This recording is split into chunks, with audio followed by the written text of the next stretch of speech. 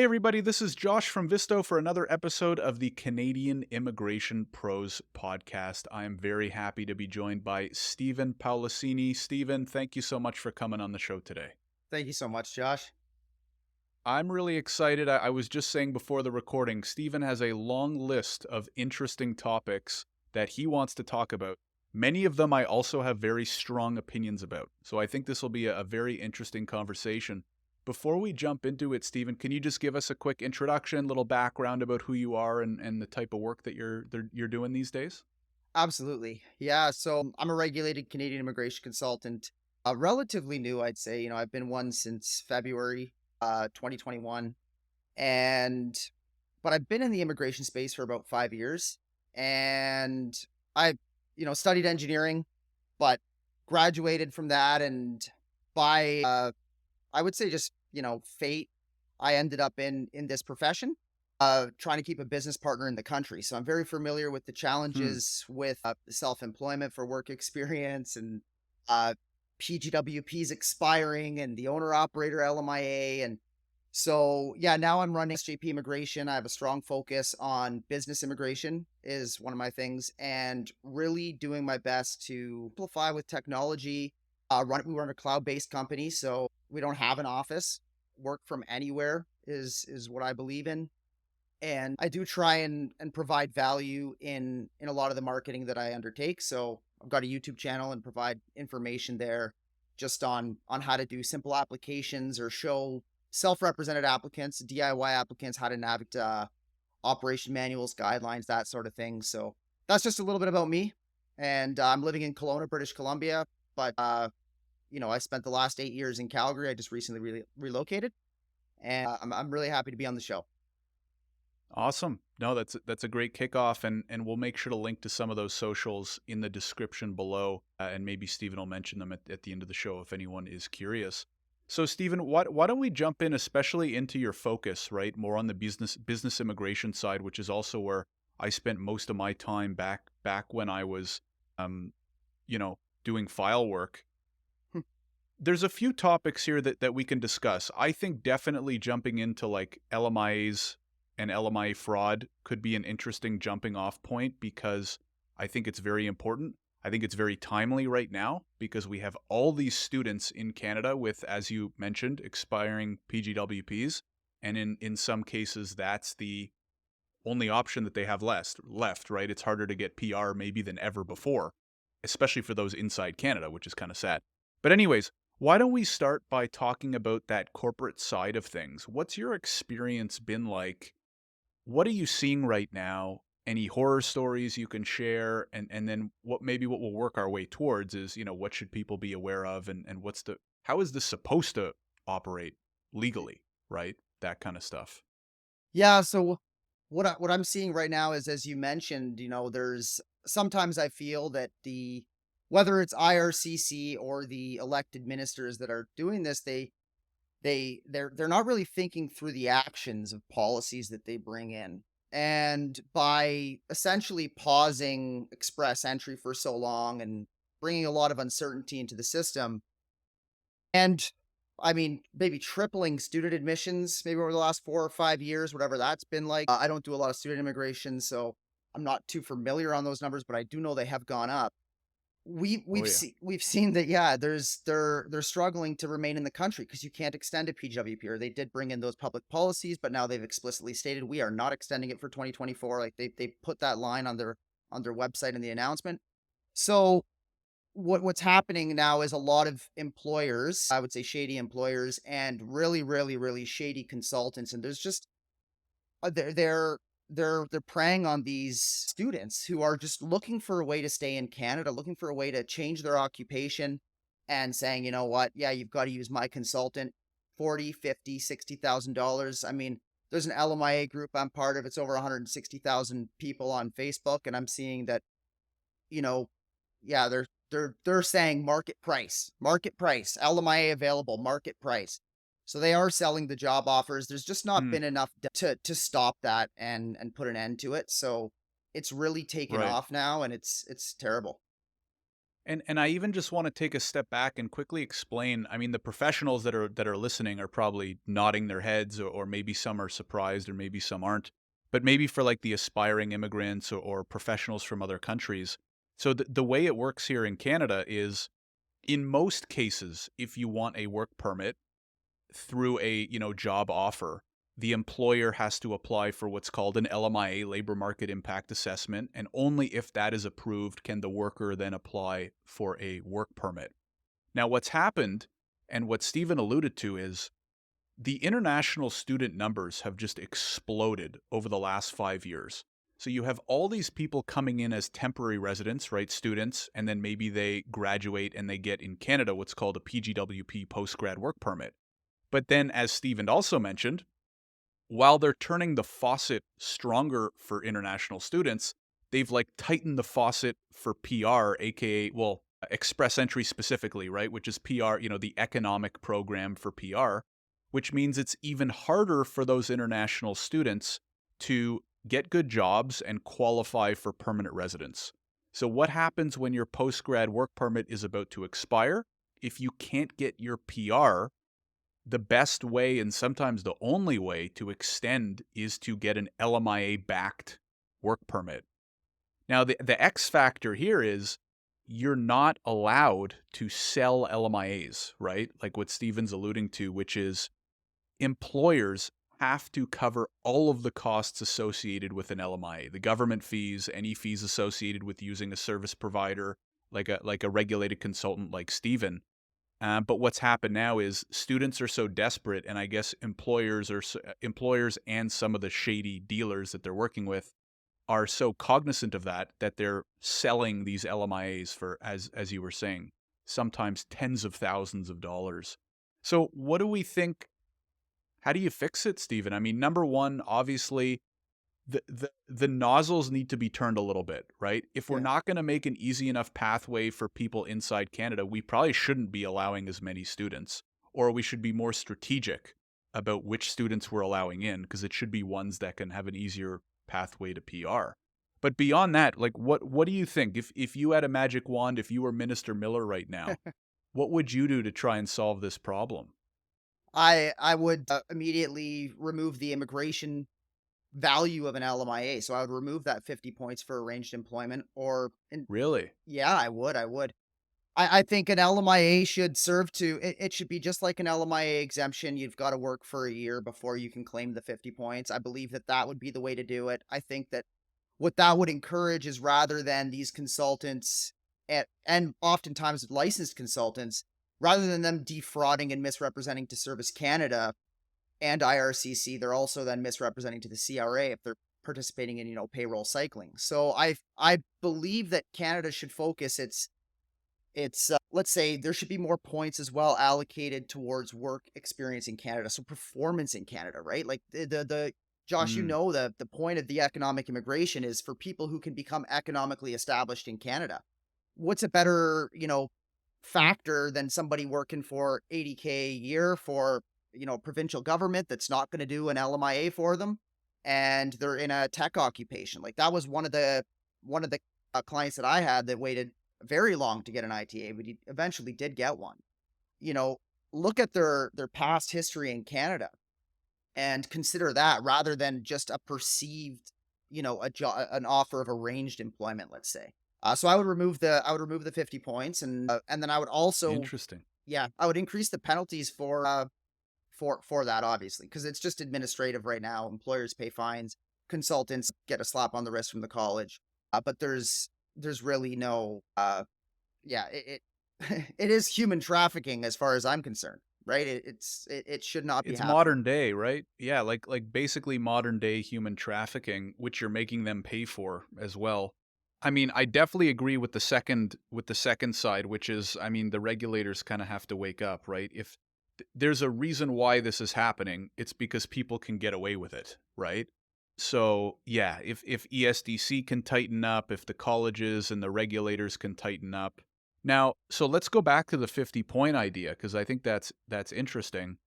But so I think that's a good idea in terms of solving a little bit for PR. But how does that solve so let's use this use case, right? International student graduates, they get their PGWP. They're Mhm. stuck working at Tim Hortons, right? Yeah. Or whatever, driving Uber, right? Whatever. And they're nearing the end of their PGWP.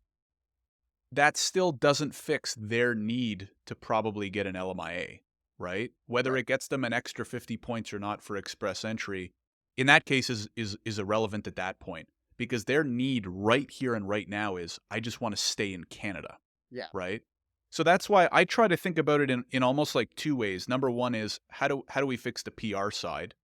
But how do we make it easier for international students that have graduated, they've spent tens of thousands on tuition alone, Yeah. right? Now that what's happening is they're probably working a job that's less than what they're qualified for, right? Because they can't get a job for whatever reason, or that industry, they got pushed into a business admin program, right? Because that's what the study abroad agent sold them back home, right? Right. They still don't really have like a clear pathway to PR. So what I would kind of counter with is we need a better, I mean, this is a huge problem, right? Yeah. I think it extends way beyond just fraudulent LMIAs. It starts even as early as they're back in their home country considering studying in Canada. But how do you think we can like maybe improve it from like a systematic standpoint where we're actually setting up these temporary residents for more success in the long run? You know what I mean? So they don't have to turn to these because probably a lot of them they don't want to have to pay 50K for an illegal LMIA, right? I would Right. assume. For some of them, that's their only option, right? Like any thoughts on how we can redesign maybe more of the system? Yeah, 100%. I'd love to weigh in on that. And like you said at the beginning of the conversation, we got a lot to get through, so I can see how we probably won't get through it all, but I think we're having a good conversation now. Um, I recommended on my Twitter the other day a couple times is ratios. We got to look at ratios. Look at this, Josh. They're talking about caps for the international student program. I went to McGill University. I got an engineering degree from McGill. And, back then we wore it as a badge of pride at McGill that we've got 26% of the population is international students. It wasn't to, make more money. It was, we liked the diversity of the school. It's a challenging school to get into, and it was the best and the brightest, right? Uh, I think they really need to consider ratios.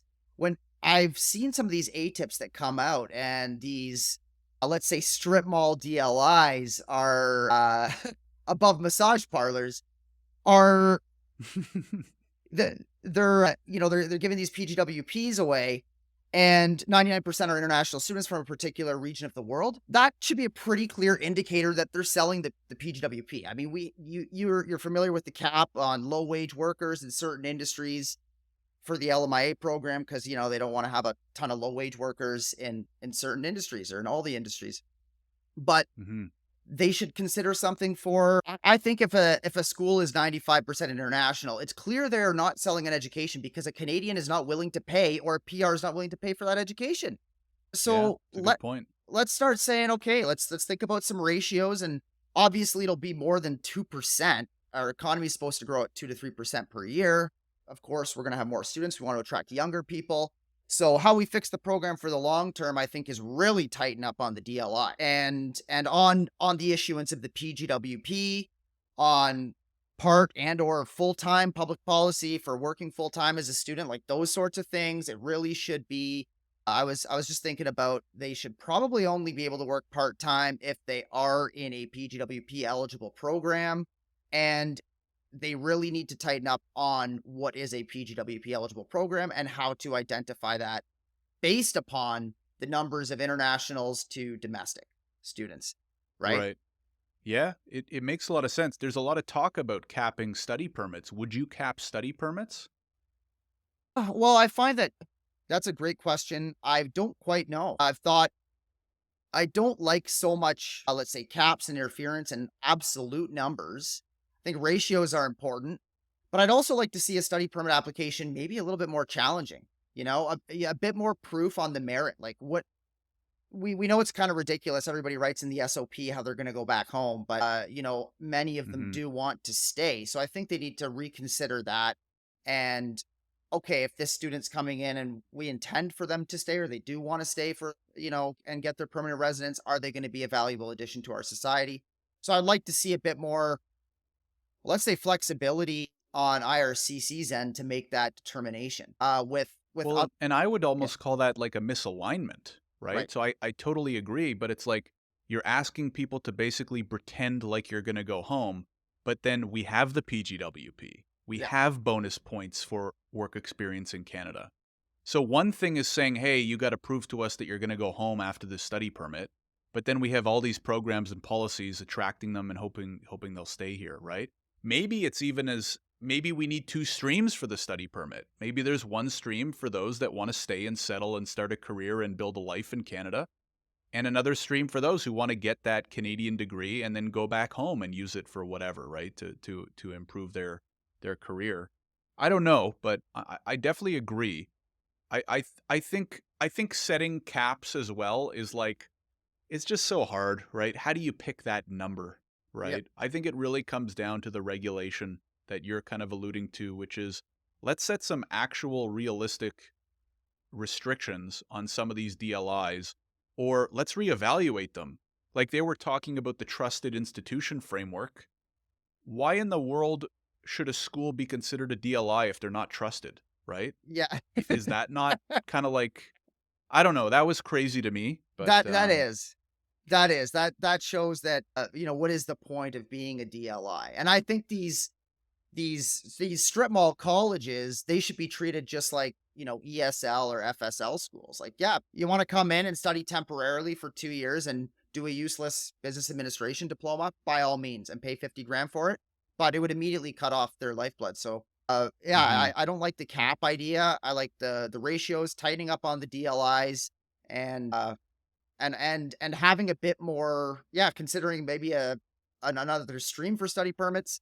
And what I was kind of alluding to with, it goes into a bit significant benefit, but if there was, there was a bit more subjectivity on the study permit application on how that student is going to benefit Canada. I mean, you don't need to be that clever to know that if somebody's coming here to study, to be an electrician, let's say, or a nurse, you really kind of want that person in Canada right now because of the mhm, shortages. But if they're coming for a business administration diploma, are they really going to be that useful in our economy? And the answer is no. right, So however they can delineate that, I think would be good.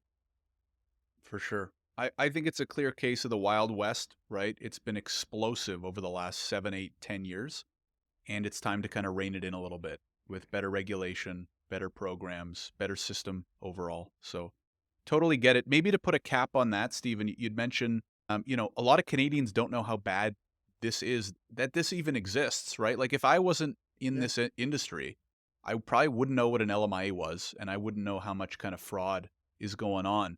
So maybe to kind of put a cap on this topic, like what are a couple sentences or a couple key things that you think the average Joe and Joette, quote unquote, should like maybe be aware of, or is there anything they can do to help?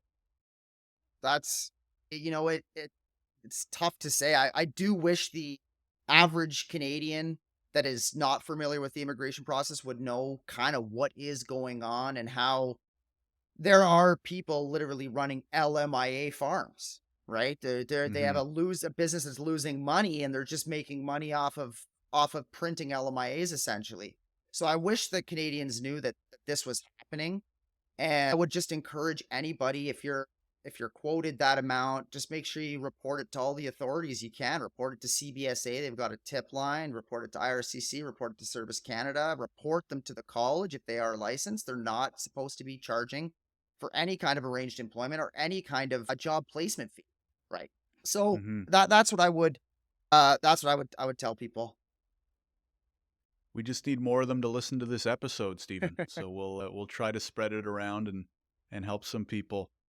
Awesome. So I want to shift focus a little bit to you'd alluded to kind of like the future of immigration, right? Yeah. The way maybe IRCC is reviewing applications, the application of AI, trying to simplify them, and at the same time too, I kind of want to loop in all these public policies because I think we can kind of use this as an amalgamation and one big chat on what have we seen from IRCC? What do you think we're going to continue seeing? what's good, what's bad, you know. Perfect. Yes. So if there, I don't know if there's any specific line of thought or you wanted to jump in onto kind of any of those subtopics, but Well, I'm super interested in this stuff, especially because of the work that we're doing. So right. happy to dive in. Yeah, and I'm always trying to, I anticipate how I can better prepare SJP immigration for what the future is going to hold. And what I see is, I've, I would say that, and you can see on my website, I'm really trying to emphasize application reviews. So I'd love to chat just about this. Where I see things kind of going is, um, there's a lot of technology out there. Visto, for example, where you can put together a really good application, save a lot of time, compress PDFs. There's not it's not 20 years ago where we're sending faxes to IRCC, although they still have a fax number as a Yeah. field, right? But I mean, email replaced that, what, 25 years ago or something? So I found that funny, Josh. There was a glitch in the PR portal for a couple days where fax was a required field. I said, "Are you absolutely kidding me?" I could not think of anything that Of better all represents fields. yeah, of all fields, IRCC makes the fax a required one.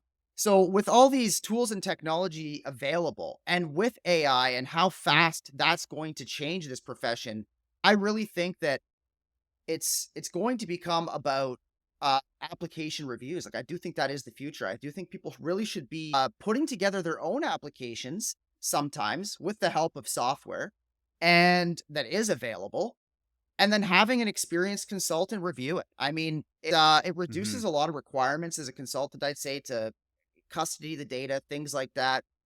And IRCC is not always thinking from a user experience point of view, where, if it's in an authorized representative portal, the client can't see what is going on with their application. And the consultant is getting messages daily. Hey, can I have an update? Can I have this? So IRCC, yeah, they're slow to move, they're bureaucratic.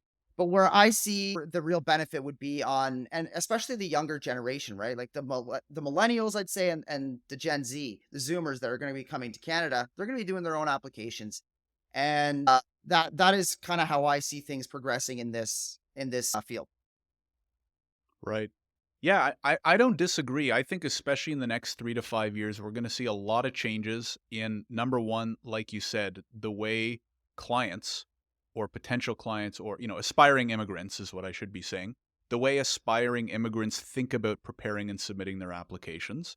I do think we're going to see a big shift in the way that lawyers and consultants do that type of work because we're just scratching the surface, right, of what AI can do, right? So you get like, and I tell our clients and prospective clients, give us 1 year and you're going to be practicing very differently with the way, hopefully a lot quicker and a lot more efficiently because of where I see some of the stuff that we're building going. Ironically, IRCC is like still of the opinion that like, hey, you don't need a professional, right? Yeah, You don't need to work with a paid rep. It's all over their website. Meanwhile, they can't make consistent portals that work well. So like, I don't know. It'll be interesting to see where they go with that, yeah. right? Where on one hand they're saying, hey, you do not need a legal professional. On the other hand, there's all these new public policies. It's never been more confusing to navigate their website and all the different information. So a lot of people still do use legal professionals. But onto your point about like the types of service you're providing, are you seeing that play out in practice yet? See, I agree. I think this is where it's going to go.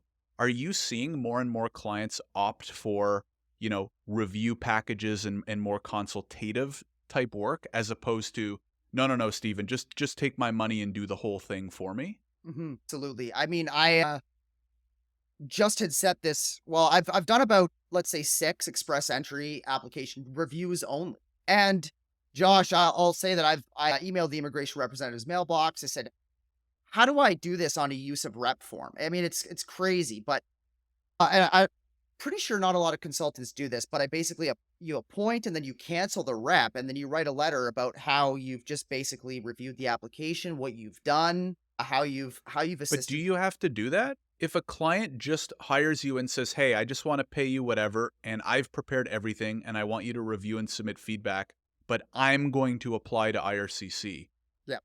do you have to sign a use of rep for that? They recommended that I do in the authorized representative's Hmm, mailbox, which I felt, okay, and can I say I've always done it? No.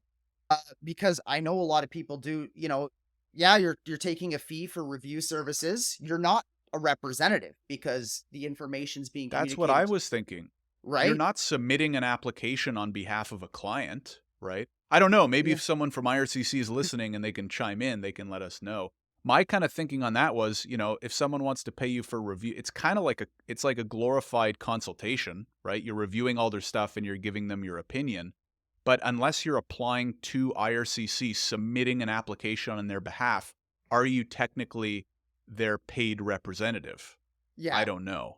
You are not, but you're supposed to declare if somebody's assisted you with the application, right? So Hmm, that's kind of where I'd say it's a bit of a gray area. And then of course, if you're interesting. assisting someone with a provincial nomination, it becomes even more you're okay, getting confused.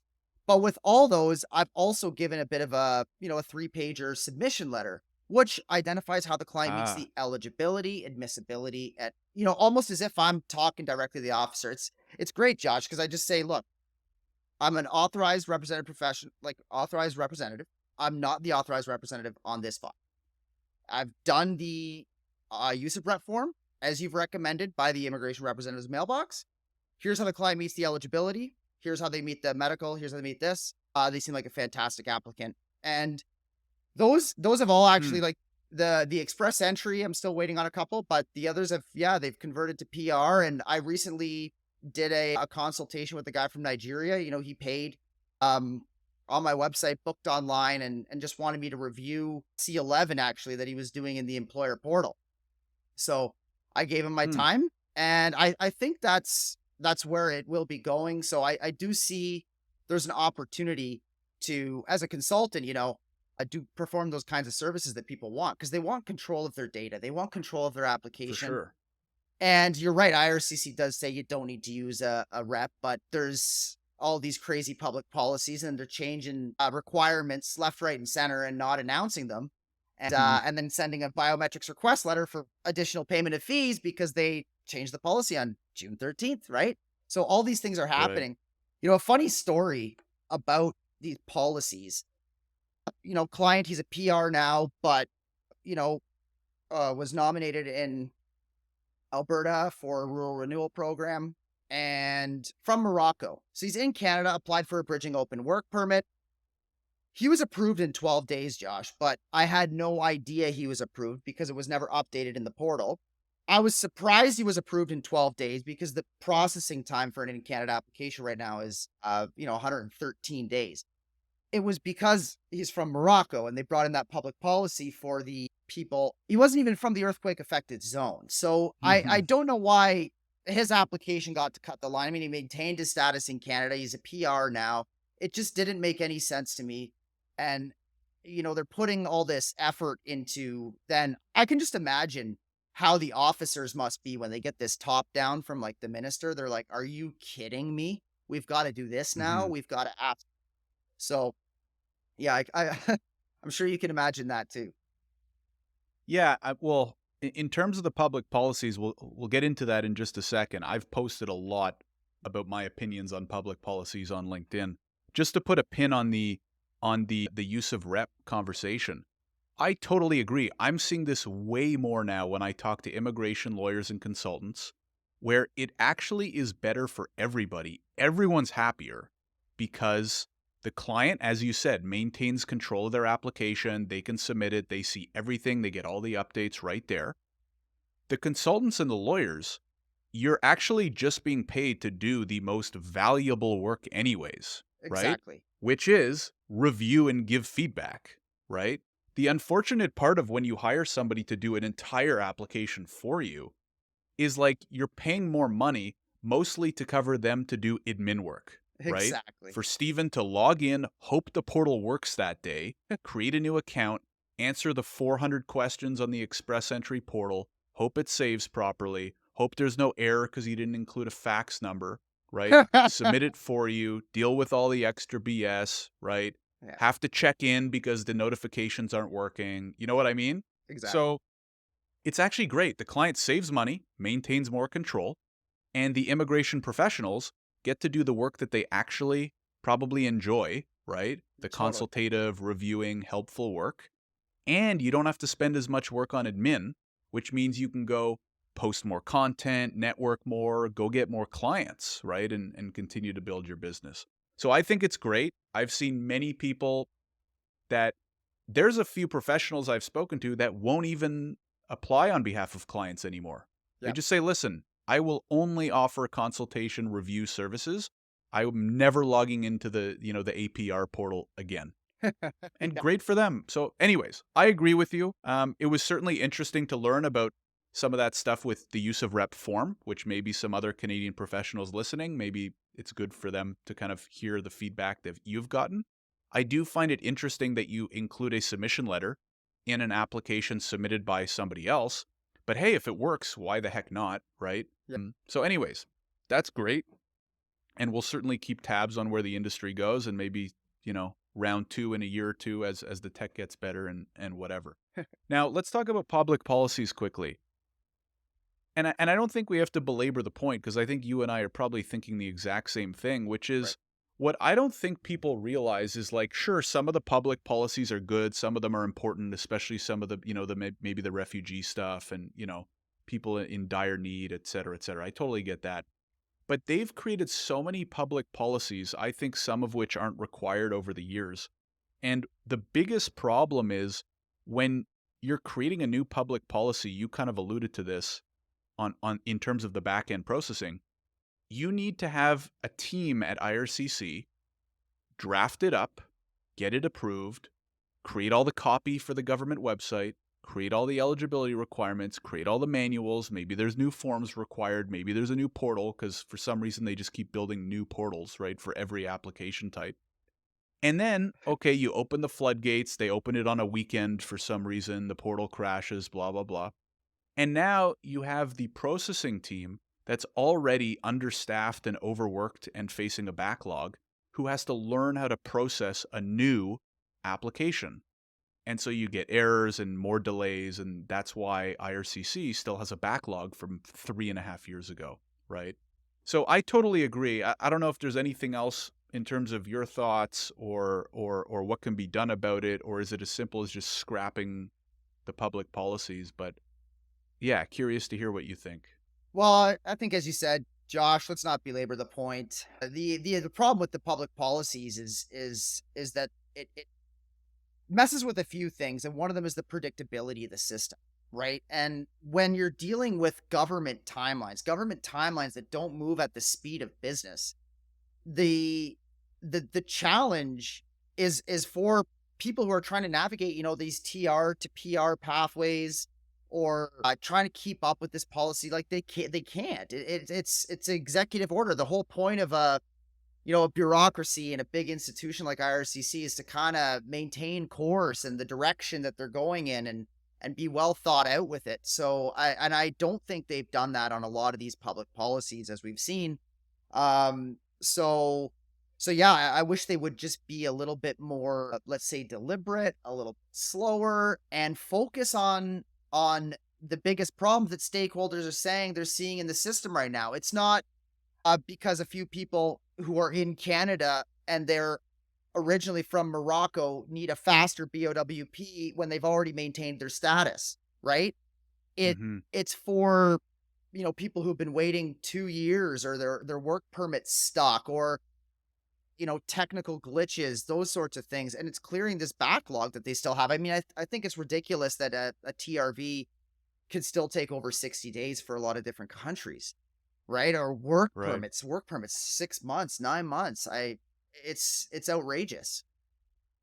Yeah. And I think and you mentioned this kind of on your notes here, and I completely agree, which is it seems like the approach from IRCC over the last 4 years has been in order it to improve, we need to do more. We need to add more policies. We need to make more steps. We need to give more options. I think, and I think you agree, they have to do the total opposite. They need to simplify. They need to shave. They need to cut. They need to go back to, like, I keep saying this on LinkedIn. IRCC has actually built a great core. of an immigration system, in my opinion, Mhm. right? The LMIAs, when they're used legally, the work permits, internet, Canada's one of the most popular countries worldwide for international students, although I think that reputation is being tarnished a little because of what we talked about at the beginning of the episode. I think Express Entry is a great program.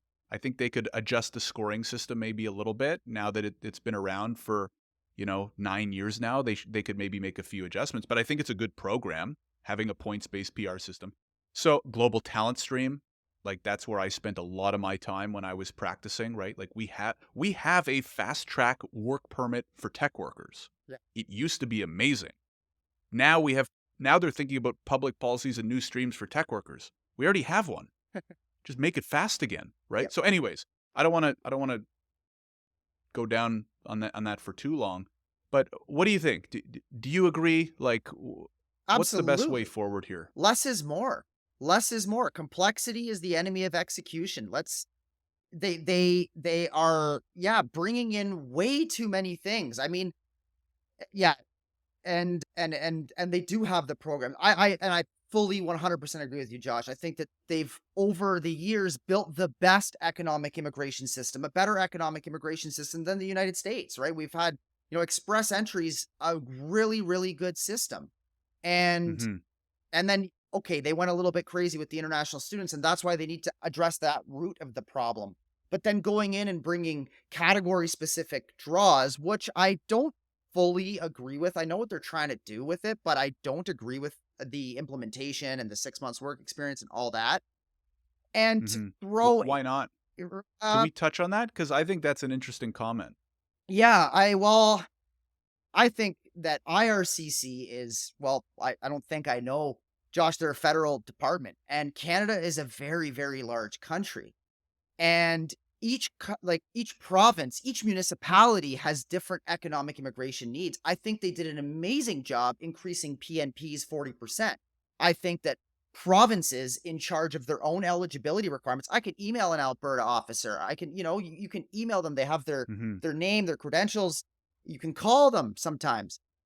It's so much better if they kind of were to decentralize it a little bit and say, what is IRCC's main objective? It's like, make sure you're not letting people who have security or medical concerns into our country, right?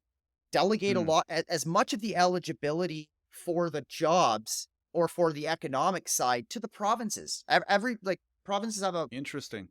yeah, so that's a big So, thing.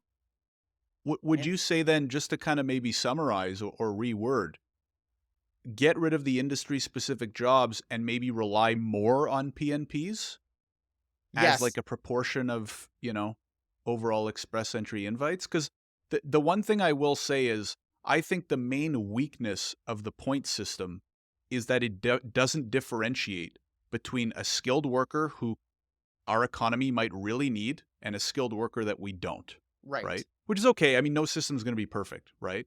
But I think that is the one big weakness, as well as work experience, right? I think it's kind of odd that a foreign worker with 3 years of experience caps out at the same amount of points as a foreign worker with 15 years of experience, right? Just as an example. But I don't know. I do understand. I actually do like what you're saying. I didn't have a huge problem with industry specific draws because I think it's like somewhat fair to say, listen, we need more tradespeople. We need more healthcare workers. French, I don't really understand. I Yeah. don't live in Quebec. So I mean, maybe I don't know. Maybe that's outside our scope here. I don't like I've lived in Toronto and Ottawa. We don't need more French speakers, in my No. opinion, unless I guess you're working at the government and you have to be bilingual, which maybe in Ottawa you do. But so I don't get that one personally. But yeah, I don't know. I do like your idea of, hey, listen, maybe the federal government shouldn't be deciding which occupations are most in demand. Let's put even more power in the province's hands. The PNP system is pretty good. My counter to that would be, but then it's more of a pain in the ass for the immigrants because now they got to Totally. go through the PNP first and then they go through express entry. But I don't know, it's not a terrible system. So yeah, I, I see where you're coming from. and I like what you said. You shed light on a very important point, which is that not all skilled work is created equal, or not all is equally valuable. And I've seen that as a problem. But again, the system as a base foundation has been phenomenal. It just needs some minor tweaks. Like, hey, Mhm. I don't think that a food service supervisor should have the, let's say this getting $16 an hour should maybe get the same points, 50 points as a skilled software engineer getting paid 120K a year. So, and this might be a little bit controversial to say, Josh, but I believe maybe we want to consider earnings as well. 4 points in express entry. You know, Hmm, that is interesting. we're trying to bring people who are economically established. What happens when you bring in a lot of low-skilled workers, a lot of temporary residents looking for really unskilled, let's say, unregulated jobs? You get then what Canada's never had before, which is kind of the diversion between, let's say, Canadian citizens and PRs and new immigrants, where it feels like they're all working in these really crappy jobs. They're doing skip the dishes, like the students thing. We should be Mhm. encouraging more high skilled, like we want immigrants to be earning more than the average Canadian, right? Right. So That's a really I've never heard anybody put forward the idea of, like, linking points to salary. I think some people would probably be very much against that. of I course, think it's a good idea largely because, well, number 1, like you said, if they're earning more, their proof of funds is probably, much more safe and reliable. But the reason I really like it is because you could treat salary as a proxy for, like, supply and demand, right? Like, 100%. who's earning the most money in the country? It's the people who are most needed, right, to do very high value skills. One opinion that I've always had is that not even necessarily the provinces should have power of deciding what's most in demand. I think it should be employers. So what I would even do is, like, scrap all of it, make LMIAs easier to get for companies that actually need them, right? So clamp down on all the fraudulent LMIAs, make it easier for companies that actually need foreign workers to get LMIAs for them. And then it's only those people, and you do give in my opinion, you do give a bonus for having an LMIA because you actually earned it, because this company's not going to sponsor you unless they don't actually need you and they're willing to go through the immigration portion. And then you don't need anything occupation based. You let the market decide, right? I'm a capitalist. Right. I'm a capitalist kind of guy, right? So I'm like, put it in the hands of the companies, but regulate them so that they use it honestly. Right. And in a perfect world, in my opinion, PR programs could be very simple if we can get a good temporary resident system in place. So if we're only bringing in international students to come study in healthcare and STEM and trades and apprenticeships and blah blah blah, and we're letting companies that actually need to hire foreign workers get LMIAs quickly and easily. Maybe not like too easy, right? But like easy enough, right? Right. Easy enough so it's like, hey, I'm a legitimate employer. I'm trying to build a carpentry, company, whatever. I'm just using an example. I can't find enough carpenters. There's not enough tradespeople. Why don't they all go get LMIAs? Because it's a pain in the ass and Right. it's expensive. And now the consultants and lawyers keep raising their prices because it's a pain in the ass to do from an admin standpoint. So, anyways, I'm going to stop ranting here.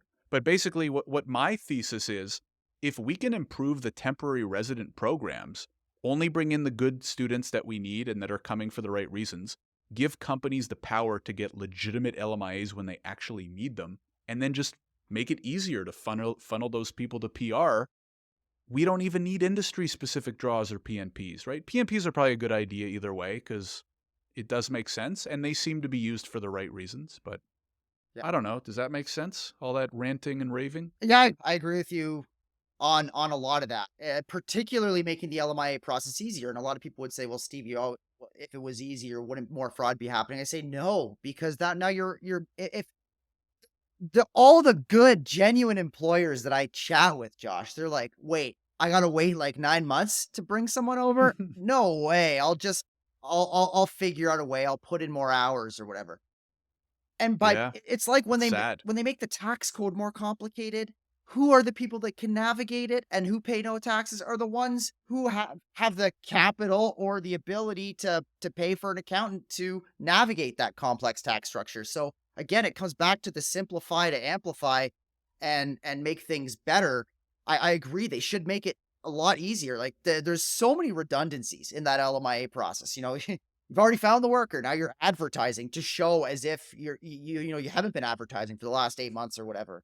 And now you've, Hmm. the counts for 50 points. If the job offer is issued 1 year after your PR visa is issued, is still valid. What what multinational company is going to put on a thing after you become a PR, this offer is still valid for 1 year? I mean, large internationals will not do that. So, but yeah, a Hmm. guy running a Subway that's making 200K a year off selling LMIAs, he has no problem putting whatever he needs to satisfy Service Canada. So this is this Yeah. is where they need to really tighten up. And I agree with you. They need to make the LMIA process easier, and they need to do everything they possibly can to let the market decide. And how do you do that? You just make it easier for employers to do it, because then it allows the market to participate in it, in the LMIA Hmm. process, right? And then by doing that, you reduce the value of an LMIA. If it is easier for an employer to bring an LMIA, you would increase the competition in terms of points, but you could get a bit more granular on the work experience with their NOA, so what the reported income is. And and yeah, like I said, people might not find that too popular with reported income, but it is a very good indicator as to how much value they're delivering to our economy. For sure. And how does this relate, Stephen, to healthcare? Obviously, a huge, you know, a huge part of our country that's struggling right now in terms of finding enough people.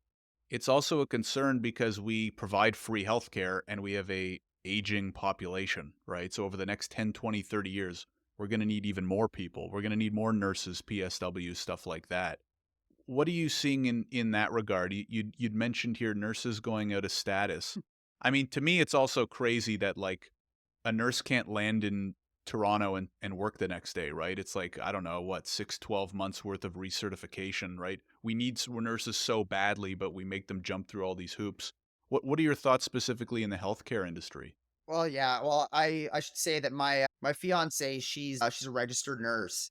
And so she hears me complain a lot about immigration and the colleges, of course. And when she transferred her license from Alberta to BC, it took her 5 months. It took 5 months to get Right. Alberta to And she's BC. Canadian? She's Canadian and she was born here. Wow. So Yeah. Wow. and educated here. I'm surprised they didn't ask for an IELTS exam.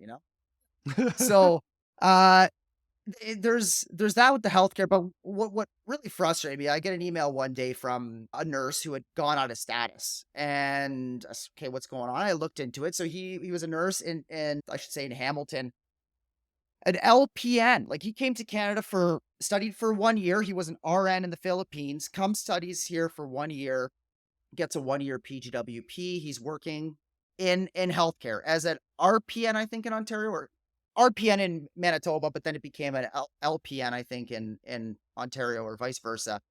And yeah, he just went out of status. They weren't going to support him for an LMIA. Hospital says, yeah, we don't know how to do this. Like we're not sure how to navigate this process. Oh my god, we got to do our payroll. All these Mhm. things. And I said, why don't they have like an LMIA exemption? What in these really in demand things, or make it easier for the LMIA process, like you say, 77 business days for a PR LMIA right now. So I applied to restore his status prior to even having the LMIA approved. We just had the number because it had been submitted. Like it was really, really tight. And then I had updated with the LMIA when it was approved. And that was actually an application review. I had reviewed it for the employer on the LMIA. It was approved. And yeah, and then he did eventually restore his status. But the fact we had a licensed practical nurse out of status for 5 months in Canada, Mm. just because, yeah, public institutions like hospitals and schools, early childhood educators, like they don't want to go through the LMIA process. And I think that these government institutions probably would be the least likely to accept like money for an LMIA. I don't think somebody I would working in hope. yeah, in HR for, a hospital would say, "Yeah, give me 50K and I'll give you a Hmm. job offer." I don't think that's happening. So why they haven't really picked up the speed on that is kind of mind-blowing to me. So, they that is something that they should, I think, be focused on. And it still took a good 4 months to get the LMIA approved. I mean, it's supposed to be an essential occupation, right? But no, it still took Hmm. a lot of time, and he was out of status for a good amount. So I just wanted to, yeah, comment on that. And I would love to see more simplified pathways for our healthcare workers. And yeah, the big challenge too with the different provinces and the colleges, again, the regulatory colleges, they act like gatekeepers, right? I know they have a Right. role. It's important what they do, but I gotta respect Nova Scotia for accepting nine different people from nine different countries can just write an NCLEX and then get their license, but they still need to get the job offer, and I think that's what makes it tough for a lot of larger institutions. Right. Yeah, I hope we see improvements. It's like the irony is just brutal, which is we even have these people in the country. They just can't get certified or recertified to do the things that we need so badly. So, anyways, maybe what we'll do is we'll put a pin in it there, Stephen. This has been really good, especially wide ranging, right? From LMIA fraud to the types of representation that we might see more often, or the way immigration lawyers and consultants work with their clients, all the design, all that kind of stuff. Any last thoughts that you'd like to close on, or any last requests or recommendations for anyone that might be listening? Oh well, if somebody's listening, I would well, it depends on what they need, right? I mean, overall, to I think a lot of the students that are expiring, I do have a soft spot in my heart for them because I feel like they have been neglected. They've been taken advantage of by these DLIs.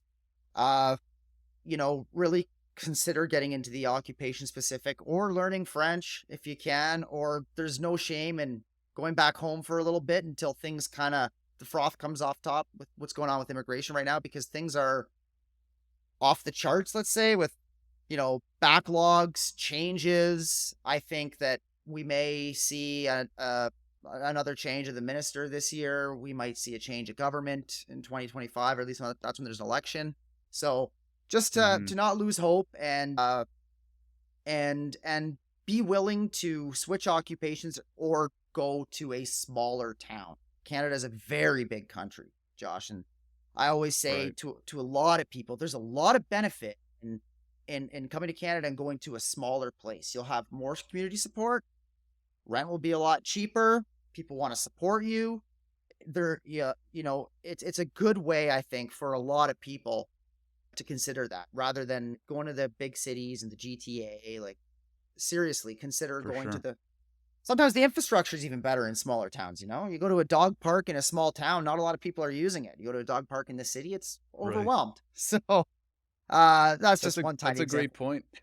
Yeah, I mean, cost of living, another huge topic that we'll have to save for the next time. But Yeah. Stephen, this is really great. Thank you again for coming on. If anybody is interested in getting in touch or maybe learning more about you or your services, where do you recommend that they go? They could check out my website at sjpimmigration.com or my YouTube channel at sjpimmigration.